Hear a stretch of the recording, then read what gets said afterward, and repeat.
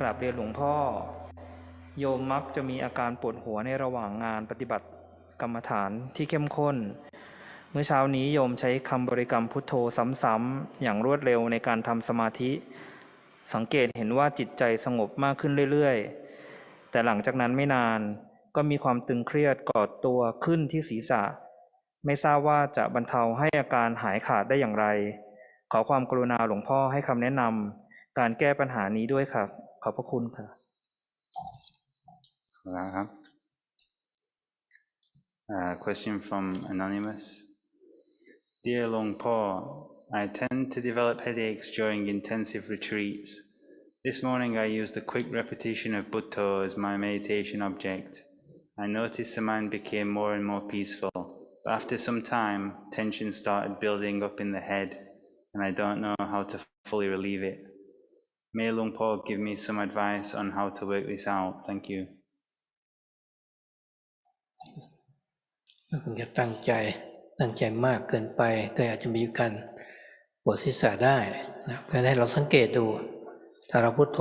ธซ้ำๆแล้วก็มากเกินเป็นการต่อสู้กับความคิดนึกปรุงแต่งมากๆเข้าร่างกายอาจจะตึงเครียดได้นะเพื่อให้เราดูถ้ารู้สึกว่ามันตึงแล้วต้องผ่อนลงมาโดยการที่รู้ลมหายใจเข้ารู้หายใจออกสบายๆนะไปมุ่งมากเกินไปจะบีบบังคับมากเกินไปมันจะตึงขึ้นมาได้วิธีแก้ไขให้เราทำใจให้มันเหมือนปกติถ้าเราไม่ได้ภาวนาแล้วทำไมไม่ปวดศีรษะเป็นปกติธรรมดาเราก็ดูความรู้สึกตรงนั้นจับความรู้สึกตรงนั้นว่ารู้สึกว่าเราไม่มีความตึงเครียดอะไรนี่เราก็เพียงแต่ว่าใส่คำบริกรรมพุทโธเข้าไปเบาๆไม่ต้องรุนแรงไม่ต้องรวดเร็วนะก็ได้ทำให้พอดีอาจจะพอดีกับร่างกายของเราก็อาจจะสงบขึ้นมาได้นะถ้าเราไปรีบไปเร่งตั้งใจบีบบังคับมากเกินไปมันจะไม่ดีเป็นผลสะเทือนต่อร่างกายให้ผ่อนลงมานะ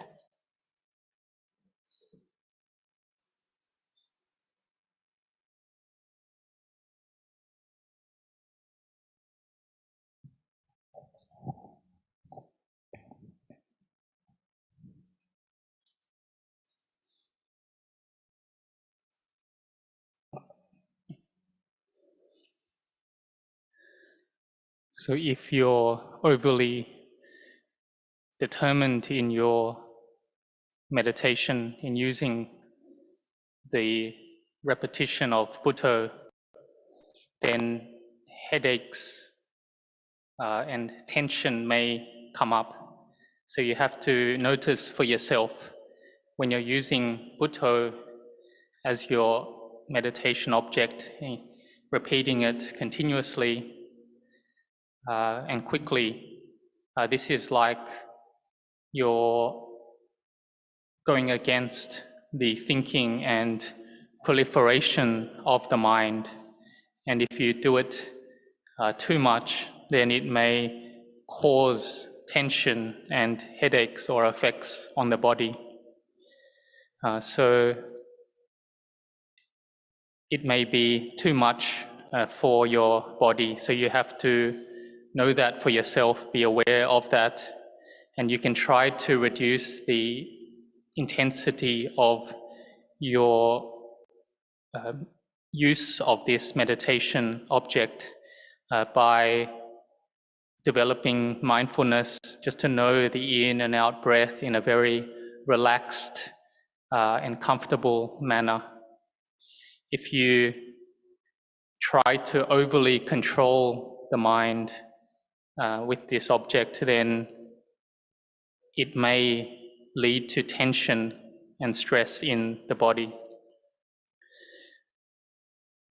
You can notice that if your body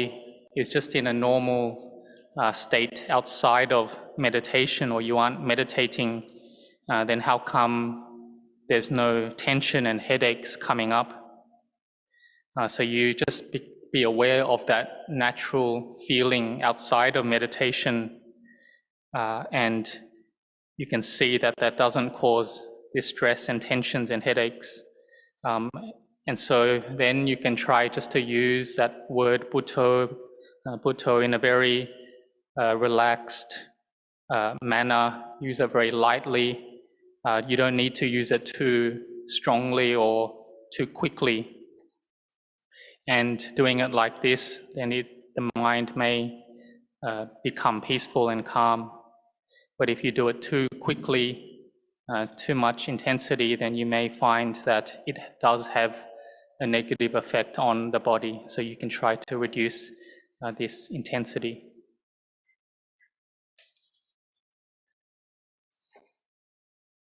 คำถามต่อไปจากผู้ไม่ประสงค์ออกนามครับกราบนมัสการหลวงพ่อขอหลวงพ่อโปรดอธิบายการละสังโยชน์ที่3คือศีลพัตตปรามาสและขอหลวงพ่อได้โปรดยกตัวอย่างจากชีวิตจริงให้ฟังด้วยข้าพเจ้าได้เห็นคำแปลความหมายจากภาษาบาลีเป็นภาษาอังกฤษว่าเป็นเรื่องของการยึดติดเกี่ยวกับพิธีกรรมทางศาสนาแต่ข้าพเจ้าเคยได้ยินพระอาจารย์อีกท่านหนึ่งพูดว่าความหมายของเรื่องนี้เกี่ยวกับการรักษาศีลและคุณธรรมกราบขอบพระคุณหลวงพ่อสำหรับคำสอน ครับ Question from Anonymous. Dear Long Po, can you please explain the feta of Silapata Paramasa and provide real-life examples of this? It's translated in English into attachments to rites and rituals, but I heard another Ajahn say that the translation should be more about keeping precepts and having virtue. Thank you very much for your teachings. การที่จะละสังโยชน์ข้อที่3คือสิริปัตตปรมาสเนี่ยเราก็ต้องทำความเข้าใจกันว่าสังโยชน์3ตั้งแต่ว่าสักกายทิฏฐิความเห็นที่ผิดไปเข้าใจว่ามีตัวมีตนอย่างแท้จริงอันนี้เป็นความเห็นที่ไม่ถูกต้องก็นำมาซึ่งทุกข์ที่จะเกิดขึ้นมาส่วนข้อที่2นะก็ข้อที่3เนี่ยมันก็ไปด้วยกันตัววิจิกิจฉาคือเคลือบแคลงในการปฏิบัติธรรมะไม่เข้าใจในหลักปฏิบัติทั้งจะปฏิบัติวิธีไหนก็ยังเคลือบแคลงอยู่อย่างนั้นแล้วก็ไม่เชื่อว่ารูปนามไม่ใช่ตัวไม่ใช่ตนมันยังมีความเคลือบแคลงอยู่ไม่เข้าใจอย่างแจ้งชัดส่วนข้อที่3เนี่ยสีพระตะนะปรมาสเนี่ยคือความที่ยึดมั่นในศีลในพจน์คำว่าศีลพจน์คือเรารักษาศีลได้ดีเข้าวัดปฏิบัติถือธุดงค์เข้าวัดนะเป็นพระก็อันนี้จะเป็นให้เราหลุดพ้นได้โดยวิธีการทำอย่างนี้เราจะปิดวาจาเราจะเคร่งครัดในการปฏิบัติอย่างใดอย่างหนึ่งเราจะพ้นทุกข์เพราะวิธีนี้เราจะอดอาหารเราจะพ้นทุกข์เพราะวิธีนี้ถ้าเป็นนักบวชนอกศาสนาก็ประพฤติไม่ได้อยู่ในอริยมรรคมีองค์8อันนี้แหละก็เป็นถือมั่นในพจน์ต่างๆนั้นเพราะฉะนั้นเมื่อเราปฏิบัติภาวนาในศีลสมาธิปัญญาเราต้องเข้าใจว่าศีลนี้เป็นไปเพื่อความพ้นทุกข์แต่ไม่ใช่รักษาศีลเพื่อต้องการที่จะไปสวรรค์หรือมีความสุขหรือจะได้ลาภสักการะมากๆอย่างความยึดถืออย่างนี้เป็นความเห็นที่ผิดมีตัวมีตนขึ้นยึดมั่นในศีลในวัดนั้นว่าดีกว่าเข่งกว่ากับคนอื่นก็ได้อย่างนี้ไม่ใช่ไม่ถูกทางเรารักษาศีลหรือข้อวัดต่างๆเป็นไปเพื่อที่จะละตัวละตนให้มีปัญญาซึ่งทั้ง3ข้อนี้มันจะอยู่ด้วยกันสักกายทิฏฐิวิจิกิจฉาศีลปัตตปรมาสถ้าเราทำจิตให้สงบได้ด้วยกรรมฐาน40กองอย่างใดอย่างหนึ่งจะเป็นพุทธานุสติธัมมานุสติสังขานุสติจากานุสติก็ตามนี่เป็นต้นนะโดยมีอานาปานสตินี้เป็นหลักเมื่อจิตสงบเข้ามาแล้วเราจะพิจารณาในรูปนามเห็นเป็นอนิจจังทุกขังอนัตต ตาเห็นอย่างแจ่มชัดเห็นแจ่มชัดขึ้นมาเมื่อไหร่แล้วก็เห็นธรรมมันจะทำลายตัวสักยทิฏฐิวิจิกิจฉาสีรัตตปรมาสไปพร้อมกันเลยไม่ได้ละทีละข้อทั้ง3ข้อนี้จะขาดไปพร้อมกัน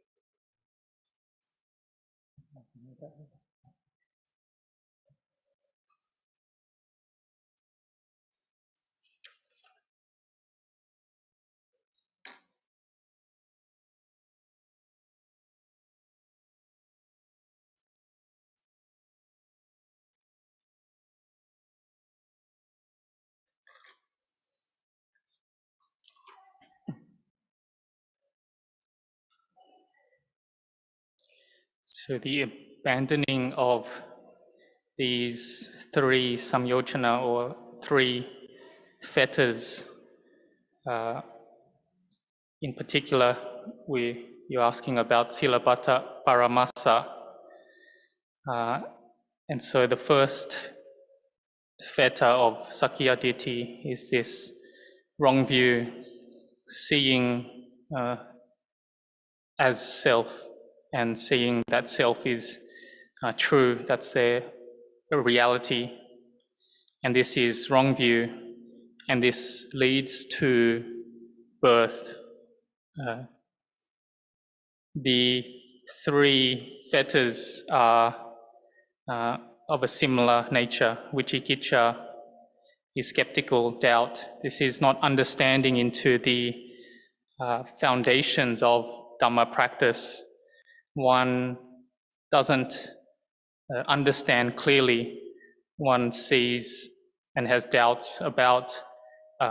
rupa and nama, materiality, mentality as being self. In terms of the 3rd fetter of Silabbata Paramasa, this can be attachment to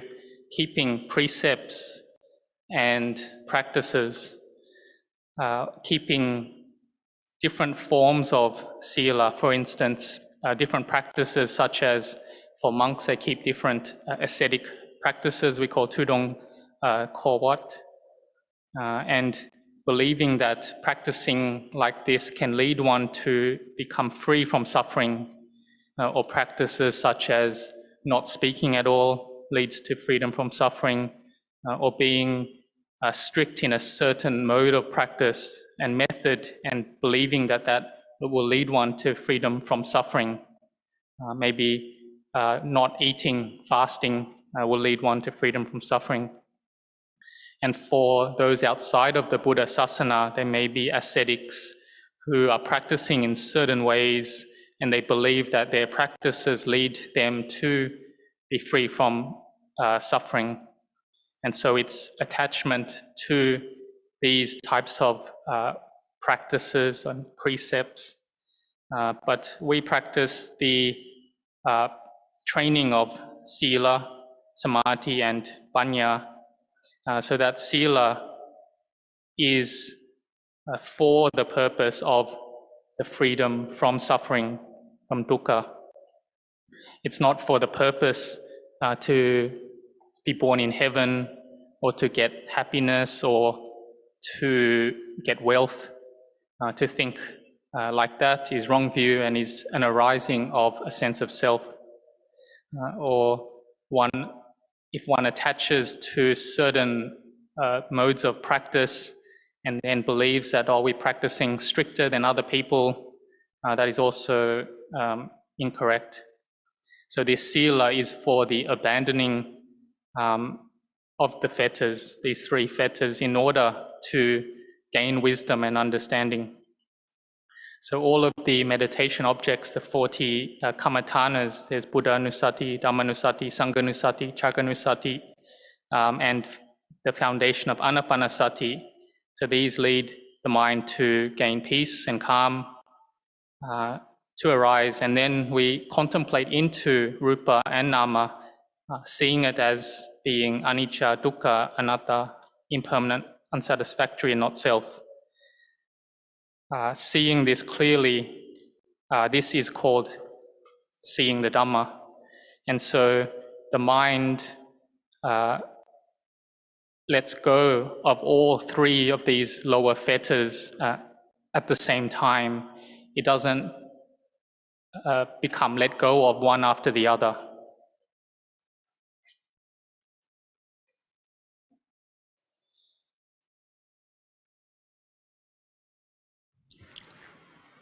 ขอโอกาสครับคำถามต่อไปจากผู้ไม่ประสงค์ออกนามครับเมื่อวานโยมได้ลองพิจารณาว่าตัวเราอยู่ที่ไหนลองไล่หาไปแต่ละที่ไม่พบจนไล่มาถึงตัวคิดแล้วความคิดก็สลายไปและปรากฏเป็นความรู้สึกว่าไม่มีอะไรขึ้นมา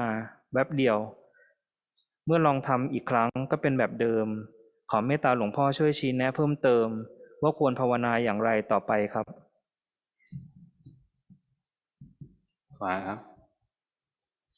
Another anonymous question. Yesterday I attempted to contemplate where the I is located. I tried to observe from one place to another without finding it until reaching the thought object. Then the thought ceased and the feeling of nothing arising became apparent. The same thing happened when I tried this again. I would like to seek Luang Por's compassionate advice and guidance on how I should proceed further in meditation practice.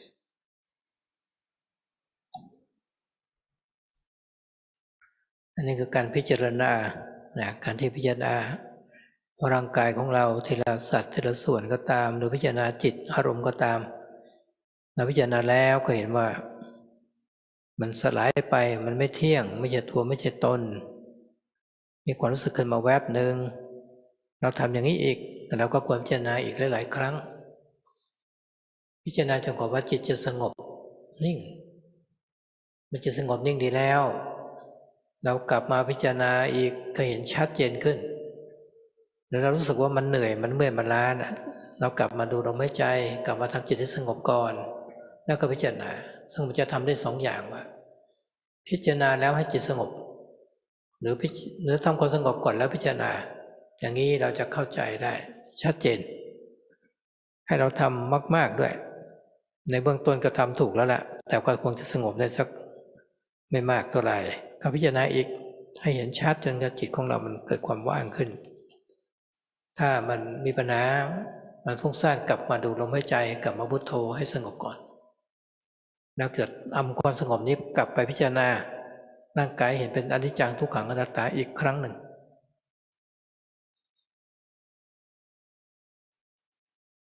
มันก็เหมือนกับว่าการที่พิจารณาได้อย่างนี้แหละมันจะกลับเป็นการแยกจิตเห็นความจริงของขันธ์ 5เป็นอนิจจังทุกขังอนัตตาเห็นอย่างนั้นแล้วจิตมันก็จะแยกจากอารมณ์ได้คือเห็นอารมณ์ว่ารูปก็ดีนามก็ดีไม่ใช่ตัวไม่ใช่ตนนั่นแหละมันจะแยกจากขันธ์ 5ก็คือรูปเวทนาสัญญาสังขารวิญญาณซึ่งเราเข้าใจว่าเป็นตัวเราถ้าเราแยกธาตุแยกขันธ์ออกได้ก็เห็นว่าไม่ใช่เร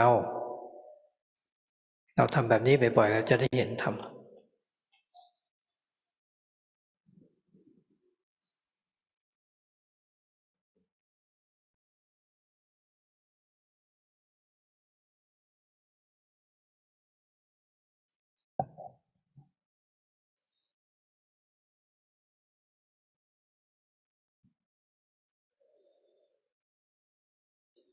So the contemplation of our body, whether it's the whole body or a particular part of the body, or contemplating the mind objects, one contemplates those things and it reduces, one sees it then as being impermanent and not a self. So this feeling may come up just momentarily, then one has to do this often, this type of contemplation.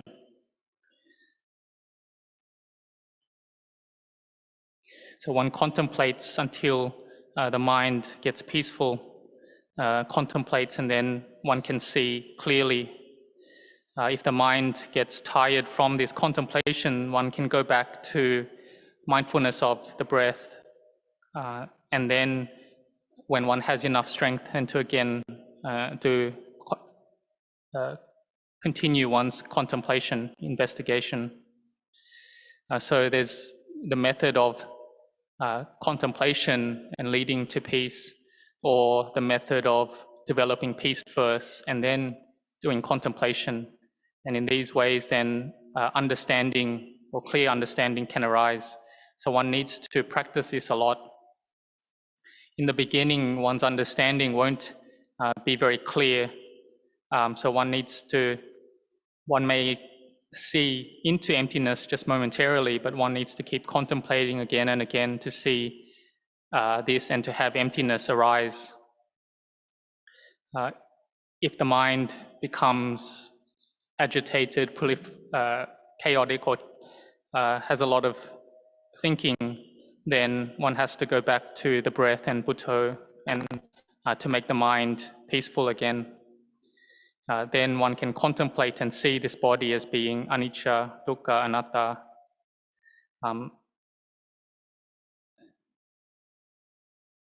So this contemplation, it's separating, or the mind separating from its mind objects. One can see the 5 khandhas as being, the 5 aggregates as being anicca, dukkha, anatta.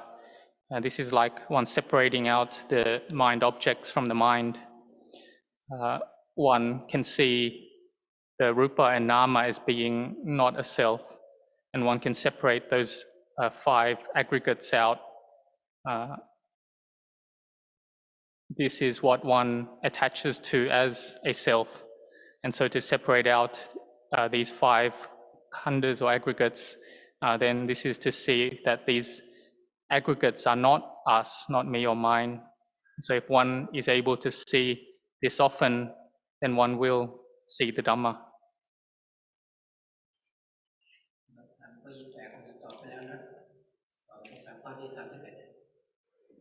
28 has been already answered. Go to question 31. ประเทศอังกฤษนะครับกราบนมัสการหลวงพ่อครับถ้ากรรมเป็นตัวส่งผลให้มีการเกิดแล้วสติมีผลอย่างไรต่อการเกิดครับการที่ขาดสติเป็นต้นเหตุของการเกิดในภพภูมิที่ต่ำหรือเปล่าครับ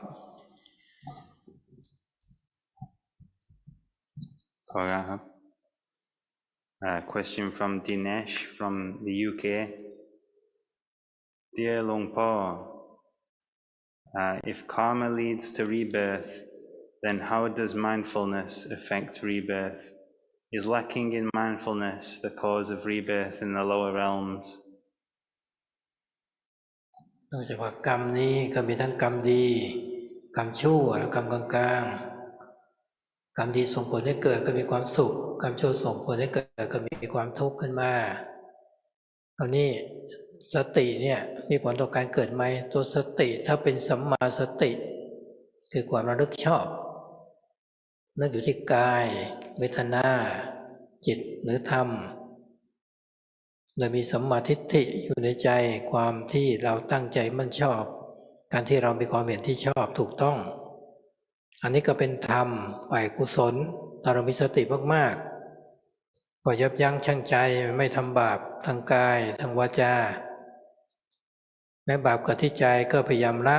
พยายามบำเพ็ญในความดีแล้วก็รักษาไว้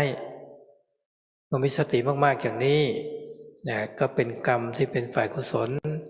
ถ้าส่งผลให้เราแล้วก็จะเกิดความสุขถ้าไปเกิดใหม่ก็จะเกิดในสถานที่ที่ดีส่วนการขาดสติทำให้เราเกิดในภูมิต่ำนั้นกับสติที่เราไม่มีเรื่องศีลเราไปฆ่าสัตว์ตัดชีวิตไม่มีศีล5ประการนั่นแหละก็จะเป็นเหตุให้เราสู่ในอบายภูมิได้ซึ่งยังไม่ได้ตายไปแต่จิตมันก็ตกต่ำก่อน คำว่าขาดสติเพราะฉะนั้นต้องฝึกไว้อย่างน้อยก็ให้มีสติในเรื่องของการสร้างความดีในการให้ทานมีศีลมีภาวนานั่นเอง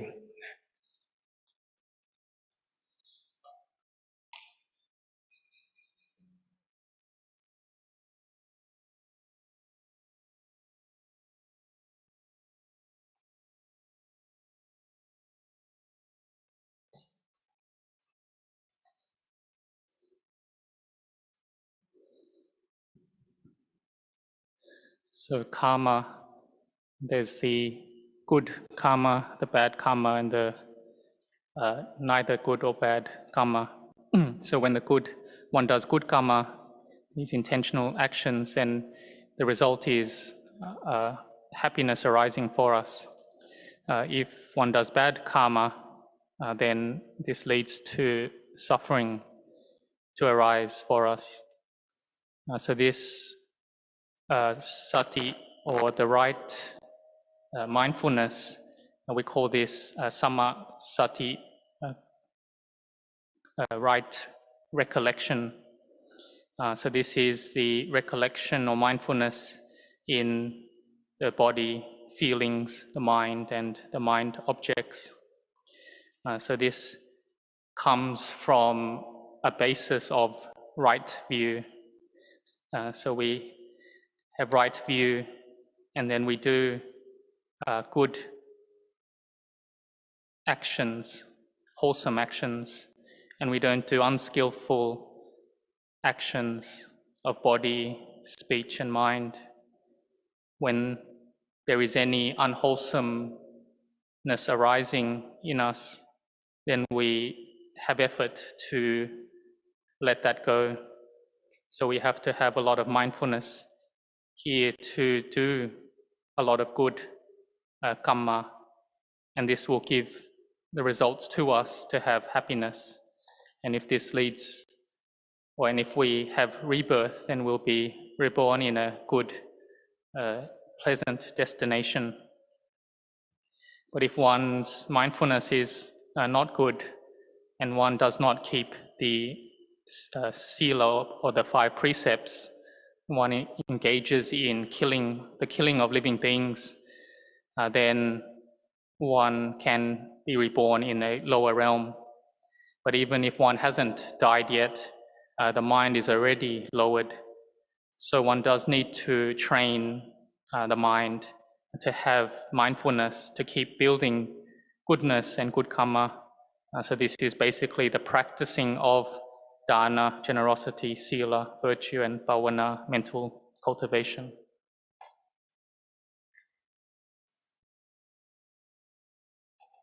ถามข้อต่อไปนะผมจะได้อีกสัก2 คำถามนะขอโอกาสครับคำถามจากผู้ไม่ประสงค์ออกนามนะครับกราบขอบพระคุณพระอาจารย์สำหรับคำแนะนำที่ชัดเจนข้าพเจ้ารู้สึกมีกำลังใจอย่างมากที่จะปฏิบัติต่อไปมี2 คำถามนะครับคำถามแรกในขณะที่ฝึกสมาธิภาวนาข้าพเจ้ารู้สึกว่ามีกิเลสเกิดขึ้นมากมายเช่นความขุ่นเคืองใจความเบื่อหน่ายมักจะก่อกวนจิตใจซึ่งทำให้ข้าพเจ้ารู้สึกว่าคงต้องใช้เวลาอีกหลายภพหลายชาติที่จะเข้าถึงความจริงมันทำให้ข้าพเจ้ารู้สึกท้อแท้บางครั้งหลวงพ่อมีคำแนะนำใดๆไหมครับข้อ2การมีความสัมพันธ์ฉันแบบคู่รักเป็นประโยชน์หรือไม่หากข้าพเจ้าต้องการฝึกอย่างจริงจังตามเส้นทางของมรรค8ครับ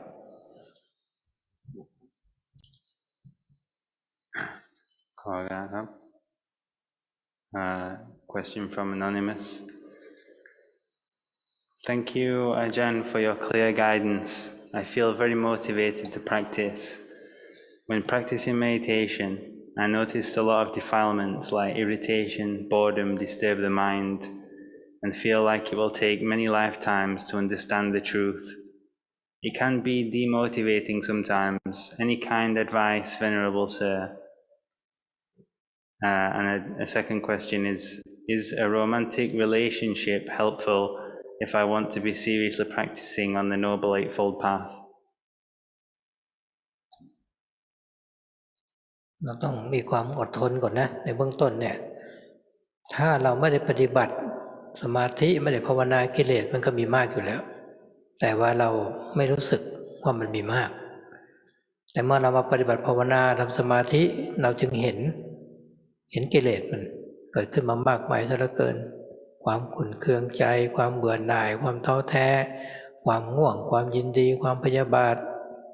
ซึ่งสิ่งเหล่านี้มันก็มีอยู่ในใจของเราอยู่เสมอแหละนะห้าประการนั่นแหละ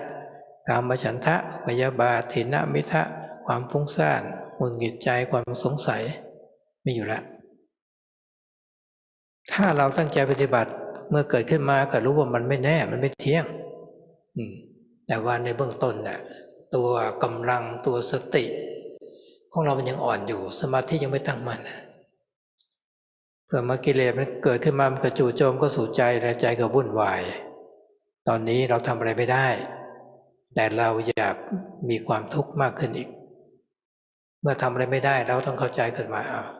อดทนก่อนเหมือนนั้นเราจะไปแข่งกีฬาเราเพิ่งเริ่มฝึกกีฬาชนิดต่างๆนั้นน่ะเพียงแค่เดือนเดียวแต่ตอนนี้เราไปแข่งกับแชมป์โลกเราจะชนะเขาได้ไหมมันยังไม่ได้ก็ต้องอดทนก่อนก็ต้องเรียนรู้ไปพยายามทำไปจะค่อยๆดีขึ้นนะค่อยๆดีขึ้นเมื่อเป็นเด็กเราเกิดขึ้นมาเราจะวิ่งเหมือนกับผู้ใหญ่ได้ไหมเราจะเดินได้เร็วๆไหมอันนี้มันต้องล้มลุกคุกคานก่อนนั่นแหละนะค่อยๆไปเดินได้ไปเกี่ยวก้าวก็ล้มไปอีกล้มก็ลุกขึ้นมาใหม่อีกอดทนต่อไปเราก็มีสติดีขึ้นสมาธิตั้งมั่นขึ้นมาปัญญาเกิดเราจะเบาลงเห็นว่าความอดทนนี้เป็นคุณสมบัติของนักปราชญ์นักพจน์นักปฏิบัติฤาษีโยคีต้องอดทนก่อนอย่าไปท้อแท้ก็รู้ว่าใครเป็นคนท้อแท้ล่ะใครเป็นคนขุ่นเคืองใครเป็นคนเบื่อหน่ายแล้วก็ถามเขาไปบ้างปัญญาเกิดขึ้นมาก็อาจจะจิตของเราอาจจะเป็นอิสระได้ส่วนข้อ2ความมีสัมพันธ์ฉันแบบมีคู่รักเนี่ยก็มีทั้งประโยชน์และโทษคือกรรมคุณก็มีประโยชน์นะแต่กรรมคุณนั้นก็เป็นเหตุให้เกิดกรรมโทษเหมือนกันคือโทษของเขาคือทำให้เราเกิดแก่เจ็บตายเกิดความยึดมั่นถือมั่นเป็นห่วงเป็นกังวลขึ้นมานั่นแหละแต่ว่าถ้าเราก็สามารถปฏิบัติได้ในขณะที่ปฏิบัติเราก็วางความรู้สึกทั้งหลายไว้ให้มีสติสมาธิให้ดีก็สามารถรู้ธรรมเห็นธรรมได้อย่างเช่นท่านอนาถมิณกเศรษฐีและนางวิสาขามหาปสิกาหรือวสุบาสิกาสมัยพุทธกาลก็ตามก็บรรลุธรรมได้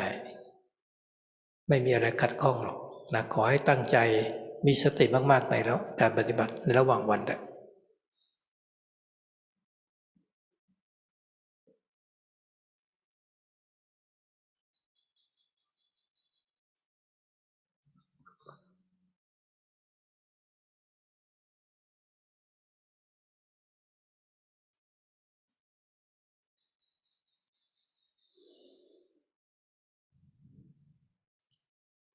So in the beginning, you need to have patient endurance, be patient and endure. When one wasn't practicing developing samadhi, meditation, there were a lot of defilements. The kilesas were there, but we didn't notice them back then. But now we've come to practice meditation, develop samadhi, and then we see and notice now that there are a lot of these mental defilements coming up of all forms, irritation, boredom, anger, greed. There's all of that coming up in the mind, or these are all in the mind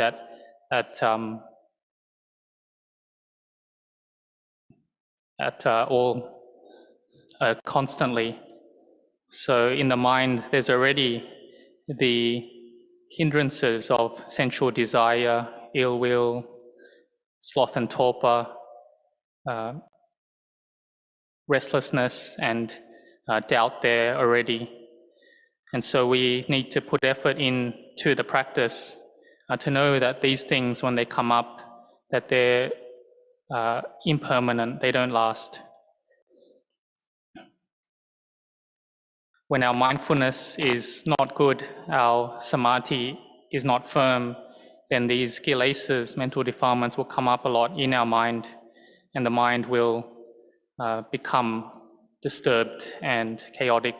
from them. And at that time, we're unable to do anything about it yet, and so they lead us to suffer. So we must have patient endurance first. It's just like if we're learning a new hobby or sport, and we're beginning to train and learn that sport. And if we've just started for 1 month, and then we go against the world champion in that sport, do you think we can win? We won't be able to. But we can endure and slowly learn and keep being diligent and putting effort, and things will get better. Or it's like a child, a young child. Are they able to run as fast as an adult? Can they walk very quickly? In the beginning, they have to crawl first, and then they try to get up and try to learn how to walk, maybe just 1 step, 2 steps, and then fall over. But they get back up again, and they try again, and then they can walk a bit more, and so on. So we practice developing then our mindfulness, our samadhi, and we must have this virtue of patience, patient endurance. This is the virtue of all Dhamma practitioners, ascetics, yogis. Don't be discouraged. Don't be bored in the practice. If you have these feelings come up, just ask yourself, who is it that is bored? Who is it that is discouraged? And you can then, you will be able to become free of these moods and emotions. So this relationships or sensual desire, it does have its benefits, we call it, or virtues, kama guna, but they also have its drawbacks as well, kama tod. And that is that it leads to old age, sickness, and death. It leads to attachments to arise, and basically one has worry and anxiety there. But if you do have a romantic relationship, you can still practice the Dhamma. When you're practicing Dhamma at those times, you put down all those other types of feelings, try to develop then good mindfulness, good samadhi, and in this way you'll be able to see the Dhamma. There were the lay disciples in the time of the Buddha, Anatta Pindika, the wealthy merchant, Lady Visakha, and they could attain to Dhamma. They didn't have obstacles from their relationships. And so Ajahn Anand just asks you that you practice or try to develop your mindfulness a lot throughout the day and practice in that way. ข้อสุดท้ายนะ This will be the last question. ท่านวชิระมหาโพธิอินเดียครับท่านอาจารย์ครับขอคารวะพระอาจารย์จากพุทธคยาครับกราบแทบเท้าอันศักดิ์สิทธิ์ของพระอาจารย์ด้วยความเคารพและขอบพระคุณพระอาจารย์ที่นำพวกเราปฏิบัติธรรมครั้งนี้ครับเพื่อก้าวหน้าไปสู่นิพพานอันเปี่ยมสุขเราควรสังเกตและเดินตามเส้นทางแห่งมรรค8แต่เราก็ต้องเพียรสร้างบารมีทั้ง10ด้วยทั้ง2เส้นทางนี้เกี่ยวข้องกันอย่างไรและเราควรจะทำความเข้าใจกับเรื่องนี้อย่างไรครับขอบพระคุณครับขอครับ So a question from Vajira from Mahabodhi, India. Tan Ajahn, greetings from Bodh Gaya. Salutation at your holy feet and thanks for guiding us with the retreat. To progress onto the happiness of Nibbana, we should observe and follow the Noble Eightfold Path, but we also need to fulfill the 10 parami. How are these two paths related, and how should we understand this? Thank you, Vajira with Anjali. ต้องเข้าใจกันว่าบารมี10เนี่ยถ้าสร้างให้เต็มสร้างบารมี10แบบธรรมดาแบบเข้มข้นและแบบสูงสุดจนสละชีวิตอย่างกลางกับสละอวัยวะอย่างเบื้องต้นก็เสียสละธรรมดาก็ได้อย่างเป็นทานศีลภาวนาตัวสมาธิปัญญาความเพียรอย่างนี้เป็นต้นเป็นบารมี10ที่บรมโพธิสัตว์เจ้าจะบำเพ็ญให้เต็มเพื่อพระโพธิญาณนะถ้าเป็นของเราเนี่ยเราเดินในศีลสมาธิปัญญามรรคมีองค์8แต่ถามว่าในนี้จะมีบารมี10ไหมปัญญาเราก็ต้องมีเหมือนกันความเพียรเราก็ต้องมีความเพียรเหมือนกันเห็นไหมในศีลสมาธิปัญญามีทั้งความเพียรมีทั้งสติสมาธิมีปัญญามีทั้งเรื่องของศีลอยู่ในนี้แหละเพราะฉะนั้นไม่มีการขัดแย้งกันเราทำได้ก็ทำเช่นเราทำบุญทำทานเราก็ทำแล้วถ้าเรามีเวลาเราถือเนกขัมมะปฏิบัติธรรมศีล8สักวันหนึ่งสัก7วันก็เป็นการถือเนกขัมมะก็อยู่ในบารมี10นี้เหมือนกันการฝึกจิตไม่ยินดีไม่ยินร้ายก็เป็นอุเบกขาบารมีเหมือนกันพยายามจะมีความสอดคล้องกันกลมเกลียวกันไม่ได้แบ่งแยกเราอย่าไปคิดพิจารณาใช้ความคิดแบบนั้นให้เราเดินในศีลสมาธิปัญญาและสร้างความดีทุกอย่างที่เราทำได้นะอันนี้ก็จะเป็นทางที่เราจะได้พบกับบรมสุขนิพพาน